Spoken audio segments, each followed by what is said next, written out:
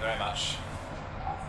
So I've been asked to speak on shared traditions between Englishness and Islam, and like all academics, that's why my lecture and my notes, and also like all academics, I shall be giving you a series of further questions rather than a straightforward and helpful answer between Englishness and Islam. The English have never been a very easy species to define, and a significant academic industry now thrives on attempts, usually to my mind futile, to pin them down. In the words of one influential recent academic study, they are a curiously mysterious, elusive, and little understood people. But in this, the English are not alone. A no less murky cloud of unknowing and academic anxiety hovers over the head of that other very diverse entity that we refer to as the Muslim community. Both turn out to be very fluid and protein categories, grab bags for very disparate life forms. Neither Englishness nor Islam are or ever have been single things, and hence they cannot really be juxtaposed in any simple way, as though they were a married couple that might or might not be said to have a chance of a happy and fruitful life together. Let's try and be methodical and begin with the first of our difficult and slippery terms. Who, or rather, what are the English? There's a general global consensus that often seems to fix them as a people forged in authority over an empire that now no longer exists. They were incubated in great and rather fearsome schools, hatcheries of what was called the breed, fresh-faced young men, well-versed in the classics of a more antique empire, self-possessed, muscularly Christian, and all bearing that most English of anatomical peculiarities, a stiff upper lip. Even the dissident types, the Hampstead socialists, the romantic revivalists, the Webbs, the Wilds, the Shaws, and so on, seemed cut roughly from the same broadcloth. Brand recognition was instantaneous. 50 years ago, one would point to a man in a duffel coat who smoked Clares, drank warm beer, and listened to Vaughan Williams, but who also rather liked to get things done, and could say without much fear of ambiguity that there was Englishness incarnate. It was a jolly hard thing to define, but rather like a Morris Minor, you could mistake it for anything else. Jeremy Paxman tries to sum it up like this. This is Jeremy Paxman. The English were polite, unexcitable, reserved, and had hot water bottles instead of a sex life. They were doers rather than thinkers, writers rather than painters, gardeners rather than cooks. They were class-bound, hidebound, and incapable of expressing their emotions. But all that was before the 60s. Then suddenly, the empire turned into something shameful. All the wrong women were burning their bras, and a strange episode of self-loathing overtook us. This was the watershed time which Philip Larkin identified as lying between the end of the Chatterley Ban and the Beatles' first LP. John Osborne told us to look back in anger specifically at our distinctive culture and its inhibitions. And soon Monty Python made the old shibboleths of our world, the class system, the church, the regiments, into objects of derision. The old norms and beliefs floated away. Today, Roger Scruton calls his book about the English an elegy. Like Paxman, he chooses the past tense. For Englishness in the way the world used to understand it, a land of Ealing comedies and censorious Lord Chancellors, has become another country, for some nostalgics, a land of lost content. Instead we have, well, we all know what we have because it is ourselves. We're no longer reserved, on the contrary, we are Jade Goody and Rowena Kincaid. Old school songs, Drake's Drum and the British Grenadiers have been retired. We've even started to cook. The Church of England is still central to our constitution, but is in practice now a dim ghost of what it was.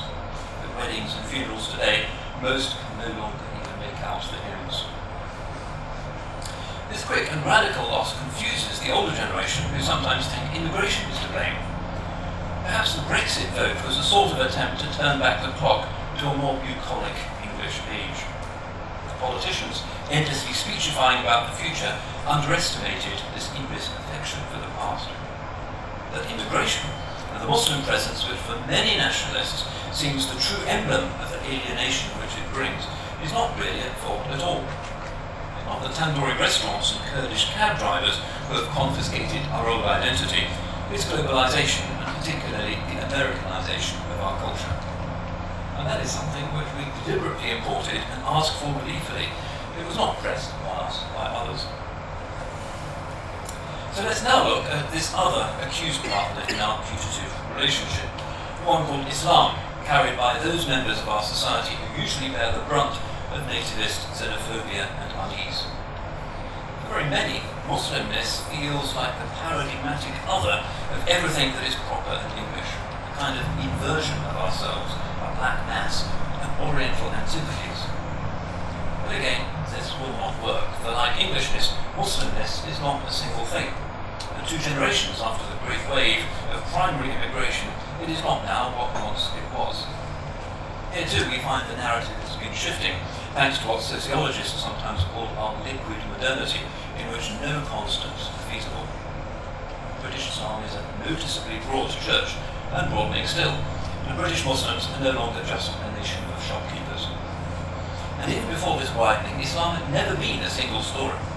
While the core practices of the religion are startlingly immobile, Islam has historically been a creed claimed by an almost indefinitely wide diversity of human individuals and cultural forms. The temper of Islam in a traditional Indian setting is very noticeably Indian, just as Islam in Africa is unmistakably African. Indonesians and Moroccans may pray to the same holy city, but from opposite points of the compass. Islam, in reality a rainbow of different modalities of Muslimness, is always hyphenated, because no religion can exist, as it were, naked, without the clothes supplied from time and place. So if there's a Javanese Islam, and an Albanian Islam, and an Islam of Zanzibar, then clearly in the nature of things there ought to be an English Islam. The categories in Islamic law called Urf and Ada encompass and validate this. The classical Sharia manuals tell us that local custom and precedent may be incorporated into Muslim life unless they evidently flaunt the scriptural truth. Only fundamentalism of the Wahhabi type discounts this Muslim normativity. In his book, Nawaqid al-Islam, Ibn Abdul Wahhab castigates any form of enculturation with the ways of disbelievers or any hint of loyalty to their polities. That book, precious to Puritans of the ISIS type, has regrettably become one of the most influential texts in the whole world. But the point is that it rejects, not confirms, the classical consensus of Muslim jurists and the universal practice of Muslim cultures everywhere. Yesterday, with the culmination of the Muslim pilgrimage, a spectacular moment came when 4 million pilgrims changed out of the white robes which had unified them during the earlier rites to change back into their national dress. African colours, Indonesian batik sarongs, a riot of Uzbek ikas. This affirmation of their diversity and unity is intrinsic to the rituals of the Hajj itself, and so it is necessarily Islamic. A local British Islam, or a range of British Islams, is therefore religiously authentic and even mandatory. In a sense, however, the question is in fact academic, because whatever the theorists and theologians might imagine, British Islams already exist quite exuberantly. Apart from those fundamentalist enclaves inspired by usually Saudi zealotry, younger British Muslims are very recognisably from and of their own place. They carry the regional accents, they fully hear their colleagues and neighbours and are understood in turn, and have clearly made themselves at home in some idiom of Britishness or even Englishness, whether in our hospitals, politics, media, or even academia. It has already happened. To underline this, it's helpful to ponder some statistics. In the year 2009, the Gallup organisation carried out the largest ever survey of opinions among British Muslims to determine what they actually thought on various indices of identity and citizenship. In general, the results were not surprising to the community's leaders, already baffled popular press, which likes to see Muslims as a kind of seething crucible of alienation. For instance, it emerges that 77% of Muslims identify very strongly with the UK, compared to only 51% of the general population. 76% of Muslims express confidence in the police, compared to 65% of the wider public. Only 3% of Muslims felt that other religions were threatening their way of life, compared to a national British figure of 25%. On these fairly standard citizenship indicators, then, our Muslim communities tend to score very highly compared to the current British norm. reflecting on the findings, a headline in The Economist summed British Muslims up as pious, loyal and unhappy. That's the headline in which they described us. Pious, loyal and unhappy. Is there then, in this already existing British Islam, something which feeds off what remains of Englishness specifically? This turns out to be a much harder question to answer. But we may begin by remarking that on a purely historical level, the English habitat has always been deeply shaped by engagement with Muslims. Consulate habitat. Looking around these gardens of remembrance, I recall my own conversations with my great uncle. He'd been a volunteer in the 28th Artists' Rifles. One doubts, unfortunately, that today's Ministry of Defence would encompass such a romantic idea as a regiment for artists, but this is where he fought. But his regiment saw service at Cambrai, also the scene of major Muslim participation. The 1st Indian Cavalry Division was heavily Muslim, for ancient local reasons which the British Indian Army chose to respect. I wonder if my uncle knew that facing the same German machine guns were Indian comrades, the 8th Lucknow Cavalry Brigade, the 29th Lancers, the Khan Horse, and various curious semi-curricular formations embedded in Baluchistan. So, he never mentioned it. But our imperial history is, let's face it, ambiguous, whatever we older people learned in school. And to volunteer for a conflict which saw such horror for the sake of, ultimately, the Treaty of Versailles, that catastrophically destabilizing document which David Fromkin calls a peace to end all peace, was surely morally problematic, at least so it seems to those of us with the benefit of hindsight. That war brings a few faint suggestions of trans-religious solidarities, but a much greater burden of remembered pains and grotesque suffering. And it certainly had nothing to do with the emergence of a putative British Islam. So let's consider another, less ambiguous example of Muslim-English relations, this time drawn from our own time. Imagine, if you will, a quintessentially English member of the Tory squirearchy, of the type that might well regard Muslims as some alien race. He may begin his day with coffee, a 17th century import from the Islamic world, and perhaps a dish of kidgeri, or even a croissant, a reminder of Austria's old crusades against the Ottomans. Underfoot, there might be a Turkish or Persian carpet. In his youth, he played polo, now he plays chess, or is content to watch the Morris men, their dance apparently rooted in the dances of Moorish Spain. They perform, of course, outside a pub called the Saracen's Head.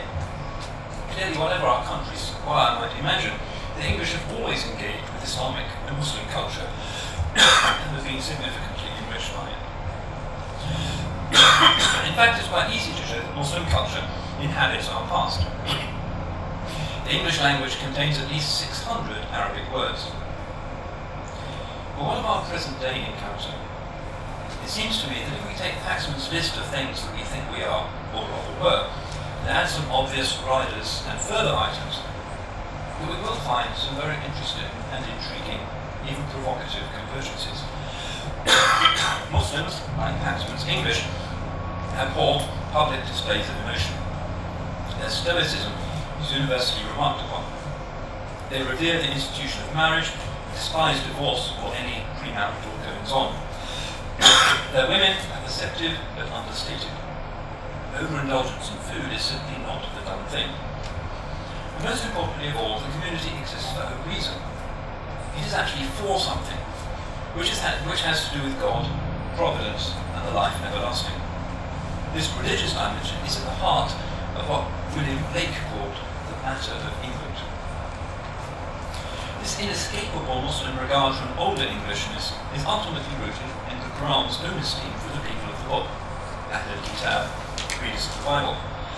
We might even go further and suggest that since Muslims have not in general been carried along by the recent flood of secularization and the decline of a family-centered outlook, the Muslims in England are in fact closer to the older Englishness than are many, or perhaps even most, of the newer generation and the English themselves.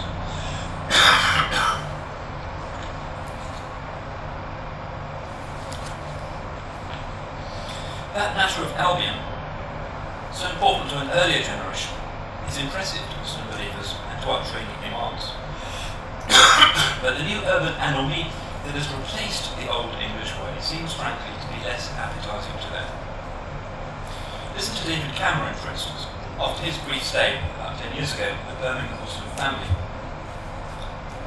That's what he writes. Family breakdown, drugs, crime and incivility are part of the normal experience of modern Britain. Many British Asians see a society that hardly inspires them to integrate. Indeed, they see aspects of modern Britain which are a threat to the values they hold dear, values which we should all hold dear. Asian families and communities are incredibly strong and cohesive, and have a sense of civic responsibility which puts the rest of us to shame. Not for the first time, I find myself thinking that it is mainstream Britain which needs to integrate more with the British Asian way of life, not the other way around. Cameron's fair-minded words remind us that virtues are universal. Muslim communities should be true to their own social vision, because in doing so, they can witness to a less individualistic and more spiritual form of life, in which England seems to have let go. We can learn from each other in the most affirming way, which is to remind others, as to great, though always flawed narratives, to be more true to what is best in their rich heritage. Muslims and the English were reified as separate communities, should at the very least remind each other of what their